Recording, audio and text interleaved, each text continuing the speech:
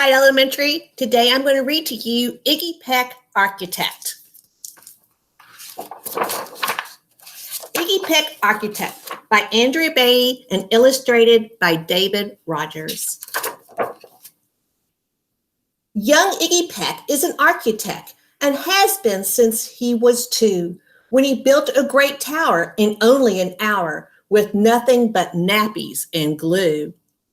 "Good gracious, Ignatius," his mother exclaimed, "that's the coolest thing I've ever seen." But her smile faded fast as a light wind blew past, and she realized those nappies weren't clean. "Ignatius, my son, what on earth have you done? That's disgusting and nasty. It stinks."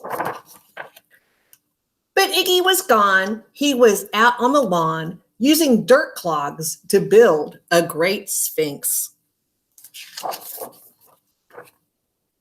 When Iggy was 3, his parents could see his unusual passion would stay.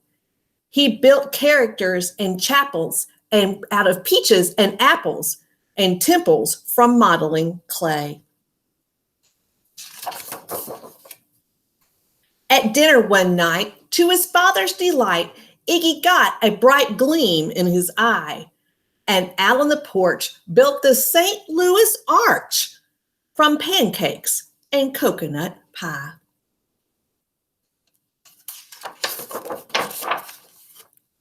Dear Ig had it made until 2nd grade, when his teacher was Miss Lila Greer.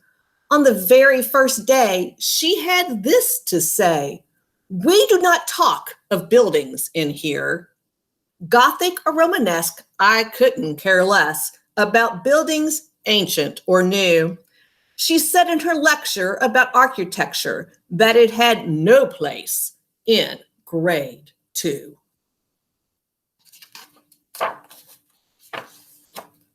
That might seem severe, but she was sincere.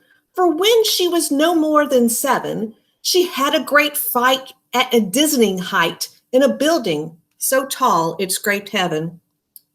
On an architect's tour of the 95th floor, young Lila got lost from the group. She was found 2 days later and stuck in an elevator, eating cheese with a French circus troupe. After that day, it's quite safe to say she thought all building lovers were nuts. As a teacher, she taught that, above all, one ought to avoid them. No ifs, ands, or buts.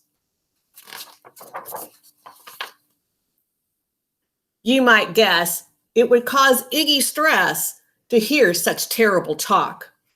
But he didn't hear. He sat in the rear, building a castle of chalk. "You, Iggy Peck, your desk is a wreck. Tear down that castle right now. You will not build in here. Is that perfectly clear? Do you need to see Principal Howe?" "No, ma'am," Iggy said. He lowered his head, with his heart sank down to the floor. With no chance to build, his interest was killed. Now, 2nd grade was a bore. After 12 long days that passed in a haze of reading, writing, and arithmetic, Miss Greer took the class to Blue River Pass for a hike and an old-fashioned picnic. They crossed an old trestle to a small island nestled in the heart of a burbling stream. But they no sooner passed than the footbridge collapsed, and Miss Lila Greer started to scream. "We're trapped here, oh my! Alas, kids, goodbye!" Her eyeballs rolled back in her head. She dropped to the ground with a vague groaning sound. Luckily fainted, not dead. The class was amazed. They stood there quite dazed, uncertain of what they should do.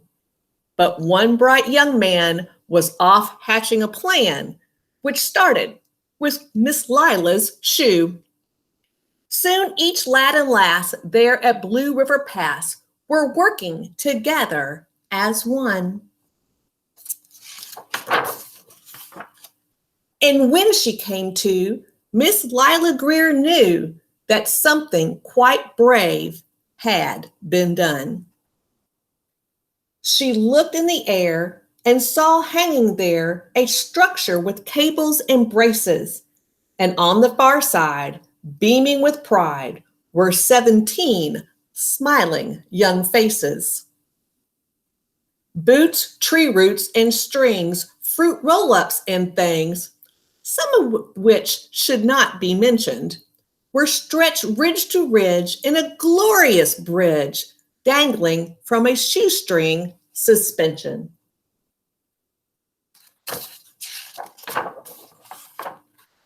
It all became clear to Miss Lila Greer as she crossed that bridge over the stream. There were worse things to do when you're in grade 2 than to spend your time building a dream. Now, every week at Blue River Creek Elementary in 2nd grade, all the school kids can hear, along with Miss Greer, how the world's greatest buildings were made. The weekly guest speaker in t-shirt and sneakers talks of buildings from Rome to Quebec. Of course, he's the guy who builds towers from pie, the brilliant young man, Iggy Peck. And that's the story of Iggy Peck, architect. And guys, I hope you're taking your time to find out your passion and what you want to do and start building your dreams. We'll see you soon.